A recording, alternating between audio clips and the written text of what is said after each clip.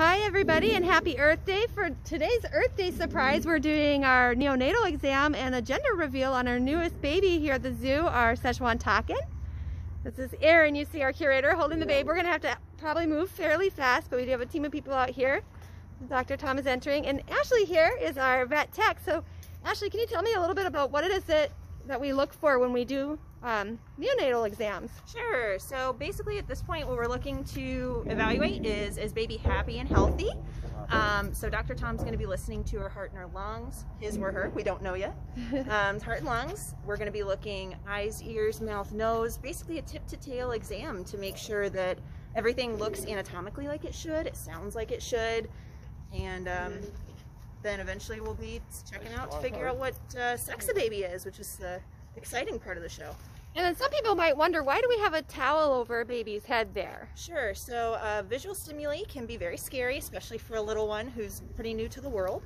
So sometimes covering our eyes is just a little bit of a comfort, and it's a little bit more secure. It's a nice dark place where the baby's not seeing all these scary new people and new things. Helps to keep baby a little bit stiller in Erin's arms so that the exam goes a little more smoothly.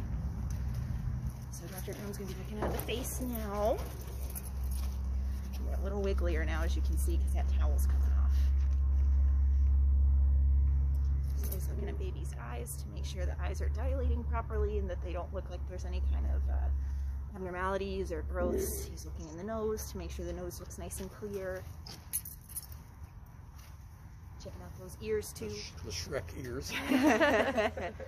Their ears are on the side of their head to make room for their horns, so when they're this age they look like Shrek. With a few less layers, of course.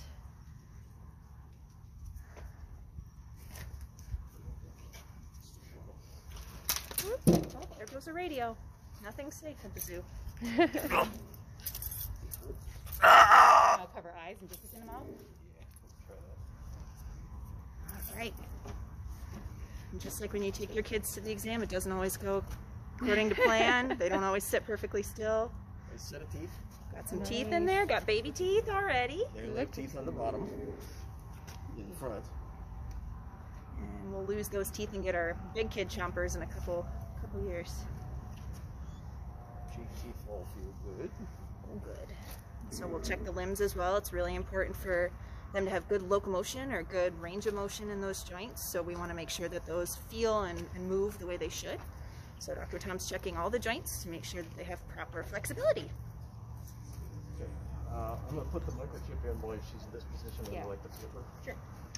All right, and he's going to also get prepared to put a little microchip in, similar to the ones that we put in our own pets. And that will help be an individual identifier in the event, for some crazy reason, this animal got separated from her mom. We could scan her for a chip and find out exactly who he or she is. Yeah. Keep saying she. I think I'm willing it to be a girl, but still might be a boy. We don't know. Yeah, so every animal at the zoo, we identify both visually, but then they also get microchips.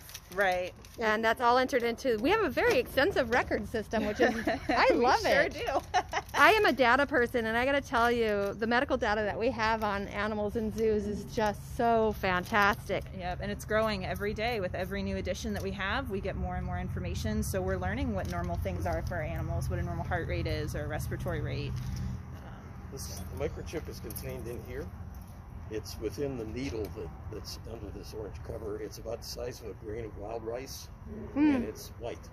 It doesn't have a battery or anything, but when we pass a reader over top of it, it reflects back a number, and that number will be his or her unique number. Nice. So I'm going to put this between the shoulder blades.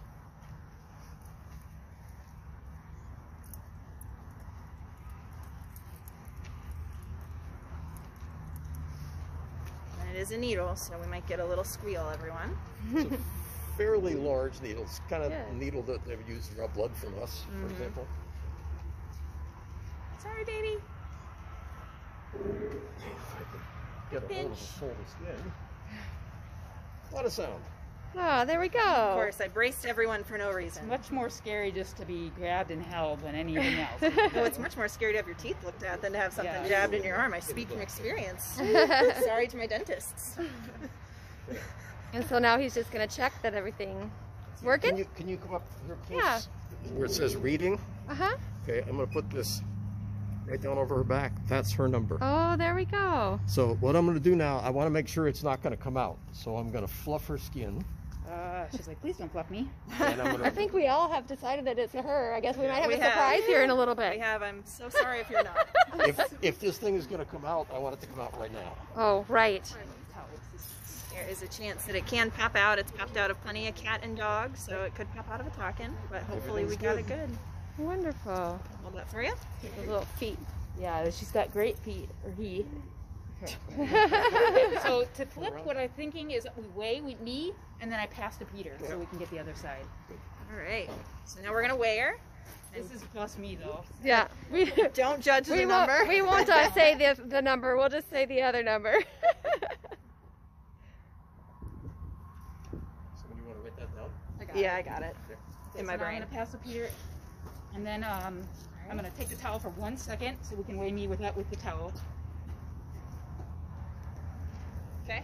Okay, and then I'm gonna put the towel back on and check.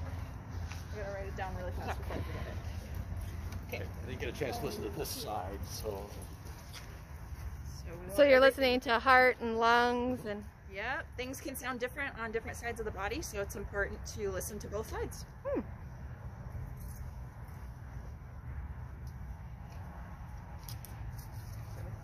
Sure. These are very chunky legs. These are not delicate little ballet dancer legs. And those are substantial claws. There we go. Okay, we're doing the math. I am. I just wanted to write it before I forgot it, because that would just be the worst.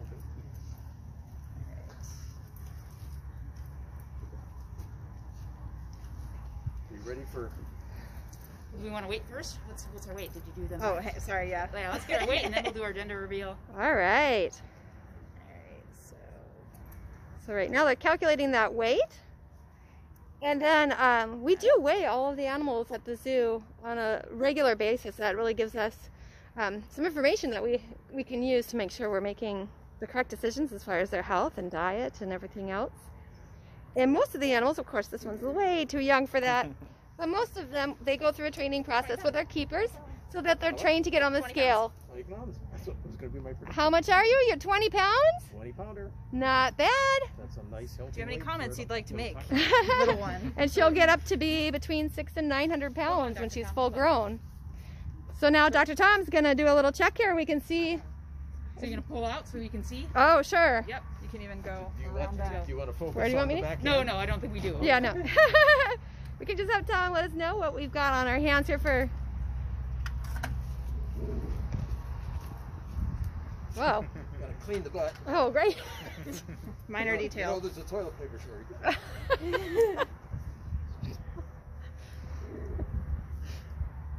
I might like go like, hi guys, while we're doing that part. It is. Drum roll.